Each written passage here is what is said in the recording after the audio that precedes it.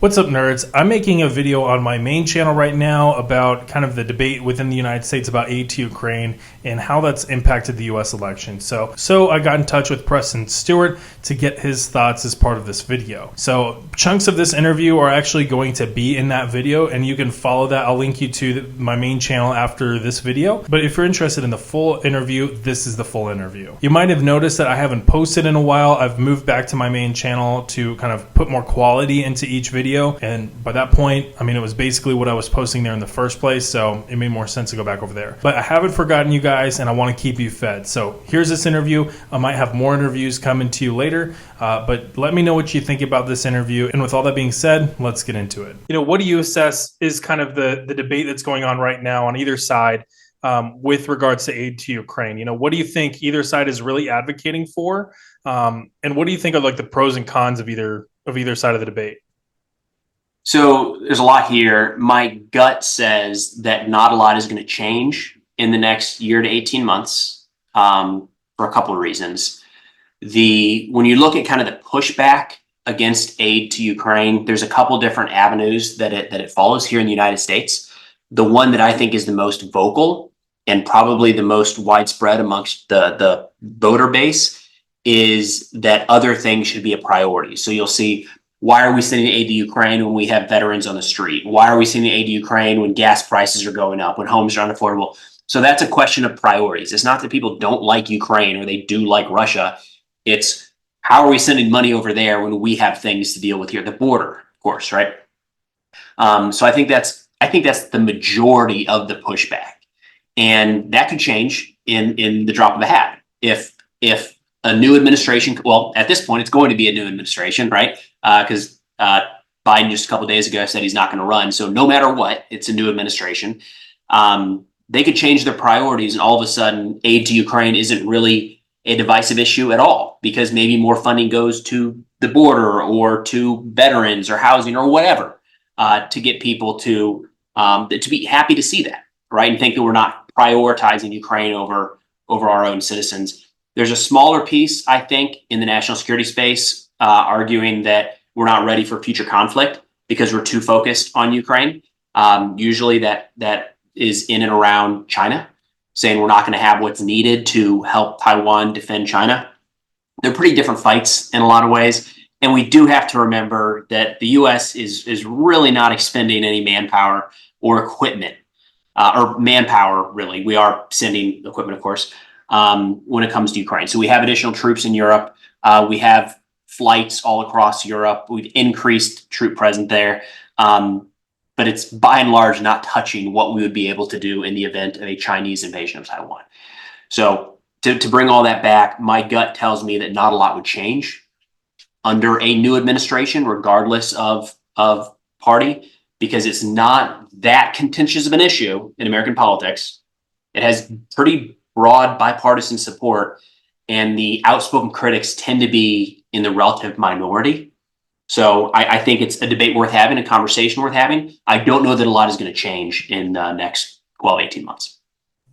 Yeah, I think that makes a lot of sense. And as far as kind of like the long-term outlook on this conflict, because, obviously the administration, we've got, how many months? Probably 7, 8 months until the inauguration, right? And then however much longer it takes for the new administration to kind of get settled, kind of start doing some things. But by that point, that's almost a whole year in extra of this conflict in Ukraine happening. And a lot has happened in past years. A lot can happen next year. How important is the next 18 months in terms of this conflict, especially, as, the past 12 months, this conversation about U.S. aid has been very important, especially with the election. It's kind of loomed over this conflict for a little while. How important will that be the next 12 to 18 months as it kind of continues to loom over this conflict?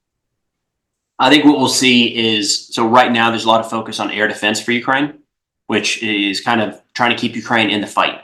We're not seeing a lot about Bradleys and tanks and ramping up training for more infantry, the things that would be needed for Ukraine to conduct another offensive or counteroffensive and try to recapture some of their territory. That's not really in the conversation right now. So it's a little bit easier in a sense to focus foreign military aid on certain things like air defense or defensive mechanisms. I think that'll probably stay front and center. Congress and the White House passed a pretty big aid package that should last for quite a while now. And Europe has been stepping up. So this has been an interesting aspect of all of this. During President Trump's first term, there we go, of all the words to evade me. During his first term, he talked a lot about NATO freeloading and European countries too reliant on the U.S. For security. A byproduct of that was a lot of European states picked up their defense spending, and that has benefited Ukraine because they've been able to have the inventories to tap into to send munitions to Ukraine. And generally speaking, European defense spending is still on the increase. It hasn't peaked. So that is helping to buffer whatever the United States might not want to or be able to send in the next 12 to 18 months. It's not a full one-to-one, not there, not by a long shot.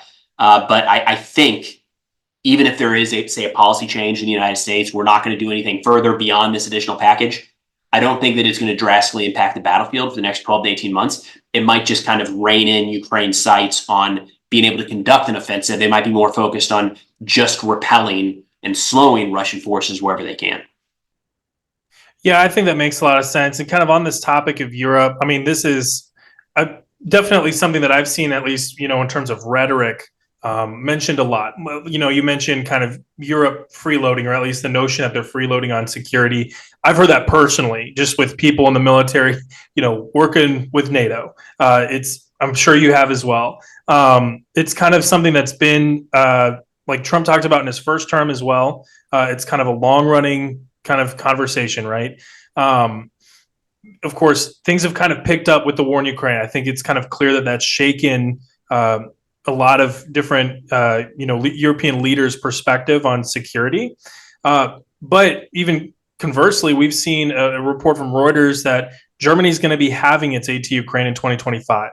So there's kind of like this back and forth where it's like, yes, they're kind of picking it up, but they're also, planning on slowing it down a little bit in the future. Whether, the U.S. changes, well, it's going to change, like you said, administrations anyway. But whether, one side wins or the other wins. How do we kind of rectify that here in the United States?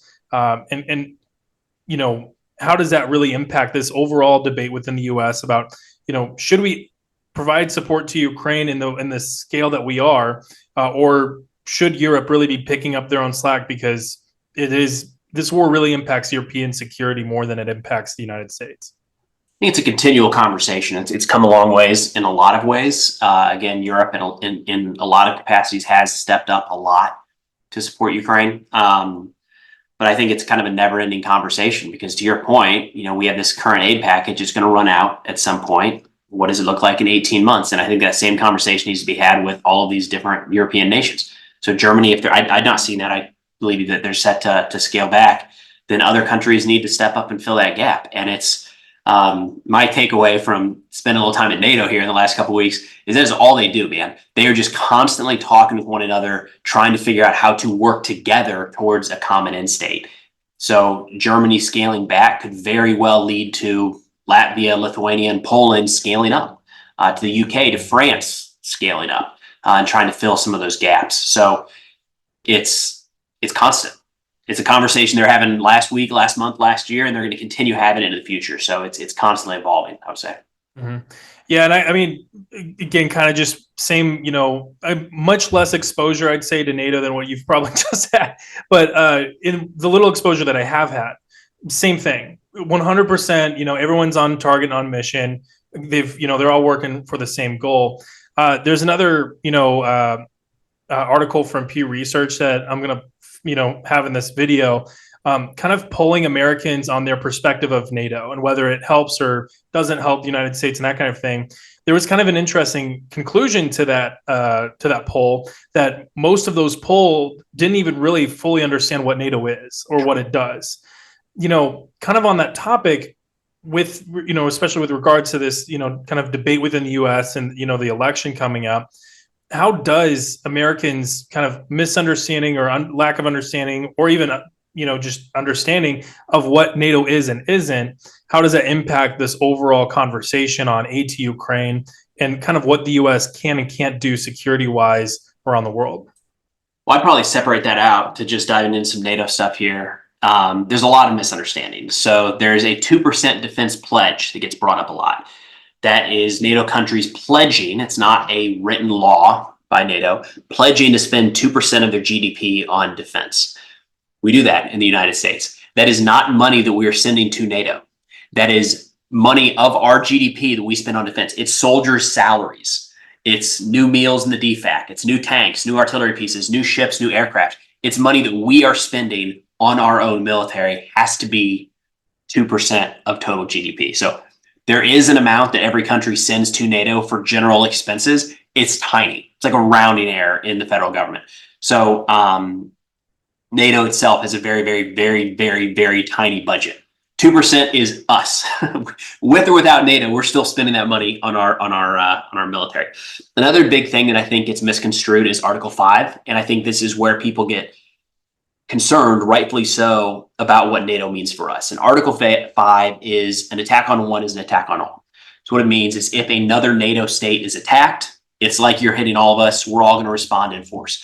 Article 5 has only been invoked one time. It was after the 9/11 attacks in 2001. And what Article 5 means a couple things. First off, it is not automatic. So if, let's say, in a hypothetical situation, Poland was attacked by Russia tomorrow, that does not mean that the United States is at war with Russia. What it means is Poland can then go to the North Atlantic Council, the governing body of NATO, to say, we would like to invoke Article 5. Everybody has to agree. Not 51%, not 99%, everyone in that room. All 32 member states have to agree to invoking Article 5. It might be kind of hard to get total consensus right now in NATO for a lot of reasons. And even then, once Article 5 is invoked, the only obligation is that every member state does something. Does not mean that we're flying bombers over Russia in 24 hours. We can say, great, we're going to send a bunch of medical supplies to Poland to help their troops. Or we'll train some of your forces in England off-site. So Article 5 does not mean automatic nuclear exchange with Russia. It does not mean U.S. troops on the ground, and even an attack against a NATO state does not automatically pull us in. We all, NATO member states retain their autonomy to be able to look at something and say, yeah, that's bad. We're going to be a part of this alliance, but we're not going to be an active combatant, if you will. There's so much flexibility there, and I think a lot of times that's overlooked. Yeah, and I didn't know that it had to be unanimous to invoke Article 5. That's kind of an interesting piece because, like you said, we're probably not getting consensus on a lot of stuff right now. That's an interesting, piece of information. It takes a lot to get there. Yeah. Yeah. On the 2% defense spending, that's also very interesting. Another detail I've kind of got for this video. In 2023, 10 of the 32 NATO members were meeting that. In 2024, it's 20. So we're moving in the right direction.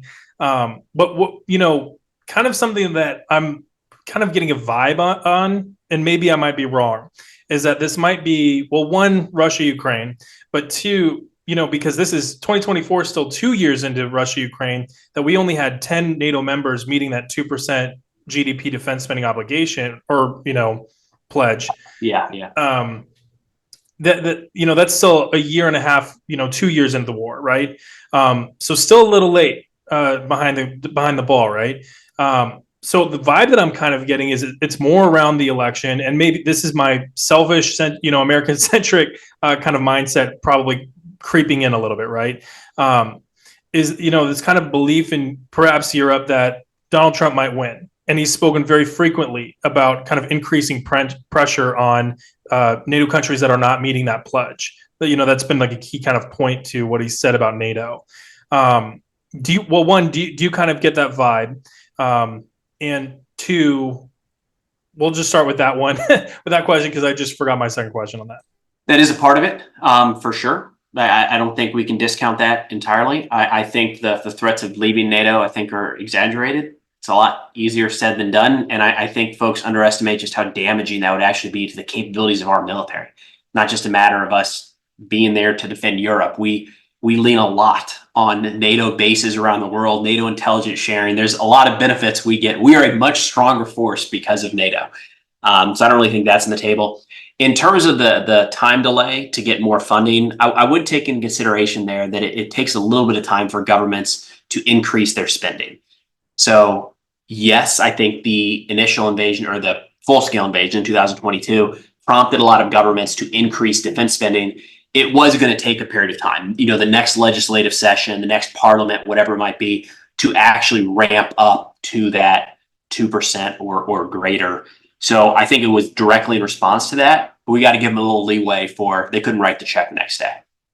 Yeah, that's probably a great point too, as well. On this on more about, Trump's rhetoric with, Ukraine, right? There's kind of been this, I guess, idea that as soon as he wins, or if he wins, right? Let me slow down there. Should he win, that aid to Ukraine is just going to end, right? Maybe this is just me. I haven't seen a lot of rhetoric from him specifically saying that that's what's going to happen, right? And we see from last week, he had a phone call with President Zelensky, and both commented pretty favorably on that phone call, right? Now, his vice president pick, we might, there's a little bit more meat there on why that concern might be valid. But as far as, should he win, the U.S. not just completely abandoning Ukraine, do you think that some of that concern is a little overstated, or do you think that there is indeed some kind of, meat to that concern, that could warrant, that idea? Yeah, I kind of, personal opinion, I don't pay a whole lot of attention to what the vice presidents are saying. Throughout my life, vice presidents have not played a significant role, especially in foreign policy. So whatever their opinions might be, I got it notable. Maybe I shouldn't discount it entirely, but it just doesn't have as much bearing on my views as what a president is saying. I don't think we have a clear indication of what Trump would do should he be elected. Abandoning Ukraine, cutting things off entirely would be a major geopolitical move with a lot of pushback from a lot of our allies around the world, not just in Europe, but around the world. To your point earlier, there's a lot of folks arguing about what signal this might send to other allies, Taiwan, for instance. So I think a hard stop really isn't in the cards. It's hard to see. A hard stop doesn't really benefit anybody, to include Trump, outside of a very narrow political group. So I wouldn't really expect that. But yeah, I think it's now in terms of what he has said, I'm going to end the war in 24 hours. Let's just write that off as a campaign talking point, because this war is too complex and too deep now for it to be ended in 24 hours. You might be able to start that process. But the idea that 24 hours after anybody is elected, they could end this thing, I think is not realistic. Yeah, I completely agree. He said that, and I was kind of trying to think in my brain, how exactly would you do that? And the only plausible theory I could come up with how he would do that, I did not like it. Basically, just we put nukes on the table and say you're done. Thus far, no further. But that's contradictory to a lot of the other things he's talked about, of right, the risk of drawing the United States in. Right, I agree. Right. So to end it quickly kind of contradicts everything he's. Yeah. Right. Yeah. That was kind of a fun one, but yeah, I agree. One of the kind of talking about the precedent that kind of scaling back aid to Ukraine would set with Taiwan, right? And kind of the concern that a conflict with Taiwan could be looming in the next few years. And we've talked a lot about NATO. I've seen a lot of kind of concern about the U.S. alliance network in Eastern Asia. I want to say much less developed theater, but it certainly seems less developed, right? We've focused a lot on Europe the past 70 years by necessity with the Cold War. We haven't really had the chance to focus a lot on East Asia, even though maybe we should. Mm-hmm. What do you think are the costs to the U.S. with regards to Taiwan, with staying in Ukraine? I know you've already kind of mentioned that it's a completely different fight. We'd be sending completely different equipment, or relying on completely different capabilities than what we are with, Ukraine. But what kind of differences would this conflict have on the U.S. security-wise, but also how should Americans really look at the differences between these conflicts? because, of course, average people that are not nerds like us looking at this stuff all the time, they might kind of see, oh, they're just two different wars between two different superpowers, and there's a smaller country in between. So it's a little reductive, a little simplistic. How should people kind of be changing their mindset on Taiwan? Well, Taiwan, you'd feel it right away. We would all feel it right away. It's kind of the easiest way to put it. That's been, depending on your stance here, for better or for worse, how things have played out in Ukraine. I think one of the reasons it's fallen off the radar, and it's not a top 10 or even top 20 voting issue for most Americans. And the reason for that is it's hard to pinpoint anything where you or I have been directly affected by the war in Ukraine. You can kind of backdoor into some possible inflation at times, but there's also a lot of other factors there. When it comes to a Chinese war with Taiwan and the United States getting involved, you're going to feel it immediately. There's just so much trade between the U.S., Taiwan, U.S., China. It would be immediate. It would directly impact our standard of living. So that's number one. A few years ago, I would have said it's unlikely because it's not rational trying to take Taiwan militarily. But I said the same thing about Putin moving into Ukraine. That would seem like a not rational move at the time. We've seen that play out. So unfortunately, I do think it's on the table. In terms of the whole concept of leaving our allies out to dry, that's a tricky one because that can be used in a manipulative fashion for any number of things. I mean, remember everything. For how long has it been the U.S. leaving our allies out to dry? We left the Kurds out to dry in northern Iraq. We left the Iraqi government out to dry in 2011, I think 12 when we left. We left the Afghans out to dry, of course. We left the Vietnamese, South Vietnamese people out to dry. It's just everything. And I'm not so sure to focus in on like Afghanistan as an example there. I'm not so sure that we were better served being in Afghanistan continuously. I think the way that we exited the country was a big problem. That did not go well. But I don't know that an indefinite troop presence in Afghanistan is the right move for the United States. And I can see that same language being used around funding Ukraine. Like, look, indefinite funding for the next 40 years is probably not the best move, but we can't be so scared of this. If you stop, what is it going to mean in the world stage? We have to come up with creative solutions where there's some middle ground, if that makes sense. Yeah, that makes sense. And, I think we've seen a lot of, and this is like just straight from like Putin's mouth, right? Because he's hammered Afghanistan a lot with how we withdrew. And that's even become like a very big political point, like in the debate, right? Kind of like an inflective moment in our history where I feel like at least I didn't see a lot of people doubting our superpower status before then. At least if they did, it was kind of like a fringe kind of opinion. But after that, it kind of became like, wait, are we still capable of, doing the things that we thought we could do? I was listening to War on the Rocks the other day. They were talking about shipbuilding and America's shipbuilding capacity and really our ability to commandeer civilian ships for military needs if necessary compared to China's. It's kind of interesting. What are your thoughts about America's superpower status and really the perception of America's superpower status? Because I feel like it's not necessarily just whether or not you have it's like deterrence, right? It's not whether or not you necessarily have the capability, or it's not just about that. It's also that others know you have the capability. I don't think the Afghan withdrawal really changed that much at all. Our capabilities didn't change at all due to that. People could say the perception changed because we kind of fumbled it a little bit on our way out the door.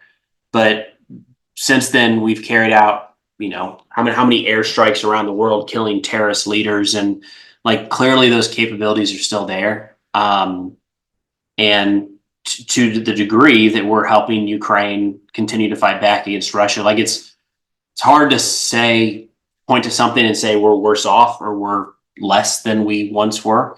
I don't know. I think that's a little bit overblown. It was a mistake how it played out. Tragically cost the lives of 13 American service members, and then some drone strikes that should not have occurred against civilians in Afghanistan. So it was messy is the very kindest way to put that, if you will. But I think for anybody to take that as the U.S. falling on the global stage is kind of extrapolating a little bit.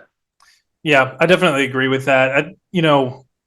Just something it's something I've seen people kind of talk about. So just kind of diving into it, you kind of see with Ukraine that how quickly American aid has made an impact there, and it's like equipment that we were going to retire anyway, and it's made like a significant impact on the war versus some of Russia's latest and greatest equipment, right? It's Granted, also some of the types of equipment that are being right, used, right? We're sending over a lot of stuff that is not really state of the art. We've right. had for 20, 30 years at times, and it's having an impact on the battlefield. Um, we still have those systems, plus the more advanced stuff. So, yeah, I mean, we don't have troops on the ground in Ukraine testing these systems out, but we have the equipment there. The equipment seems to be working against a, supposedly first-rate military power. Mm-hmm.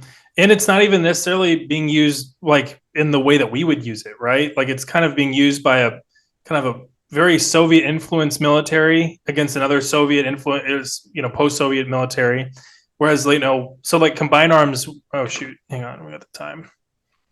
The combined arms warfare that like we are very, very effective in, right? Not something that Ukraine's really had time to practice in, right? So I guess to kind of pivot with Taiwan, right? Again, completely different fight. But in terms of military capability and kind of where should we be putting more eggs in the basket, and how that debate kind of goes on within the U.S., would you assess, kind of from a bird's eye view as of right now, is Europe developed enough that they could kind of pick up enough slack to help Ukraine while we focus on Taiwan? Is that prudent from the United States standpoint? I know you kind of mentioned that a war in Taiwan, we'd feel it immediately, 100%. Are we able to kind of walk into, to use an army, phrase? Can we walk and chew gum at the same time? Can we do both at the same time, or will we really have to lean on our allies in a way that we haven't before, and in a way that maybe they are not necessarily capable of today? Yeah, and I think yes, we can walk and chew gum. It's entirely possible. We have a big force, we have a lot of people, and we have the systems in place to be able to do a lot of things around the world at any given point. I think part of the challenge here is a lot of people are looking at the war, or the possible war between China and Taiwan as being a real thing, that it has happened or it is guaranteed to happen. It's not guaranteed to happen, not by a long shot. And there is an active hot war playing out right now in Ukraine. And I think at times there are very valid arguments as to why Taiwan is more important to the United States than Ukraine. I got it. But Ukraine is fighting an active war right now. Taiwan, we're talking about the possibility of a future conflict. So, in a perfect world, are all of our allies up to speed and we have the capabilities at a moment's notice to jump in and do whatever is necessary? Yeah. And is focusing in one area probably reducing the possible effectiveness in another area? Sure. But Ukraine's at war right now. And I feel like at times we're viewing it like equals, when in reality, one is actively fighting and the other is still an unknown in the future. Yeah, I agree. And that's definitely, there's like a time where you can rely on deterrence, and then there's a time where you have to deter. And we're kind of looking at two different scenarios where, Taiwan, we can rely on deterrence right now, but Ukraine, it's time to, establish deterrence, right? It's happening. So now we've got to back it up and show that, okay, if it happens in Taiwan, now that we're serious because we did it over here. And we definitely have I agree, we definitely have the material capability, the military capability to pull it off, politically and kind of more socially, because I think this is something I kind of underrate with my own bias, because again, I'm focusing on just the foreign policy and international stuff so much that most Americans are not focused on foreign policy. They care more about the domestic policy and that kind of stuff. Would you assess that, the U.S. has the political will to do both? And socially, does the average American, are they willing to kind of go with both, and kind of fight both fights if necessary right now if they had to? No. I think when it comes to providing aid and equipment, that's fine. And people don't, again, I don't think it's that contentious of a subject. People just, again, it's not even a top 20 voting issue for most people. But if you start talking about Americans in harm's way, dying, trying to defend Taiwan, or trying to recapture portions of Zaporozhye, it's a different story. And I don't think that we're in a place to do that right now, because I don't think it's been sold to the American public why we need to sacrifice our sons and daughters for Ukraine or for Taiwan. That argument has not been made yet. Good. But so as of today, if we were to get the order, like all of a sudden war is happening, send over a carrier strike group to start shooting down Chinese aircraft, I think a lot of people would say, excuse me, what? It's just, I feel like that bridge between providing aid and assistance and intel to losing ships, aircraft, sailors, Marines, and soldiers is so vast. And I mean, walk down the street right now. Tell me, what would it take for America to come together to fight a war and sacrifice our brothers and sisters, sons and daughters? I think it would be an attack on the United States. I find it very hard to believe at this point that we would just voluntarily want to send people over to die in Asia or die in Europe. I don't think that argument's been made at this point. Yeah, I agree. And I think the concern that I kind of get worried about is that our adversaries might be kind of coming to that same conclusion. And so it's like, as long as they don't touch us directly, kind of like in Ukraine, right? Russia's been very careful to not mess with, they play around a little bit in the Black Sea with like drones, but like they're not touching U.S. personnel very intentionally. They'll say that they will. They'll talk the talk, but they aren't for a reason. And I kind of get concerned that China would do the exact same thing. Very narrow focused operation just on Taiwan. And, you establish a blockade and make it clear, okay, America, if you want to come in, like we're ready, but we're not going to bring this to you. That most Americans would probably just say like, okay, fair game. That's see you later. I think it's probably accurate. And then then it raises the question of, is that because the messaging hasn't been correct and we've not articulated why this is so important? Or is it that this really isn't all that important? I think it's the first, but I can't help but wonder if it's if we're just overplaying it in our own minds then. If you can't convince your neighbors that something is important, is it actually important? Yeah, I think that's an interesting conversation, because it can be like how we rely on NATO bases, right? That's a key component to our military capability. Their security is very, like say with Ukraine, I'd say we've kind of identified Ukraine not necessarily a significant influence on American security.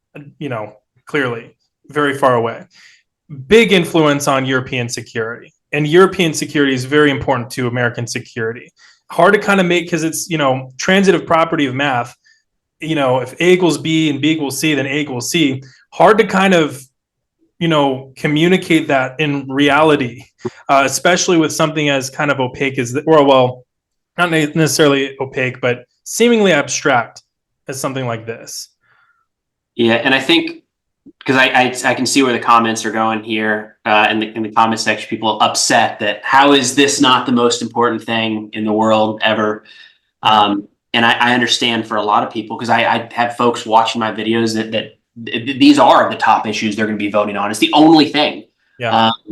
And that's great. I would not vote your heart, right?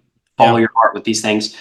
But to the broader public, I would say the ones really influencing decisions in government, because they have the numbers, they're just not at the top of the list.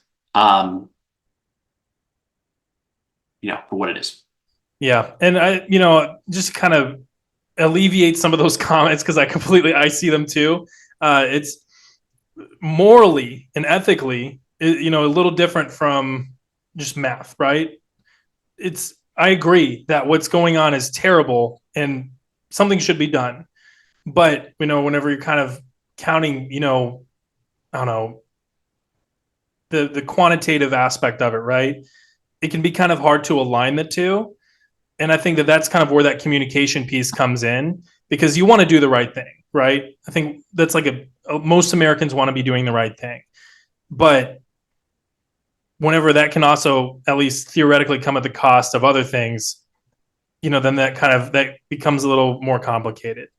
Again, massive thank you to Preston for lending your time and your brain power to this conversation. I think it was a great time talking to you and getting to hear your thoughts. Folks, if you have not followed him yet, definitely do so. His links are down in the description. And also his Substack is down there. He's got some excellent content on the Substack talking about this kind of material. So go check that out. Give him some support. And with all that, I will see y'all next time. Later.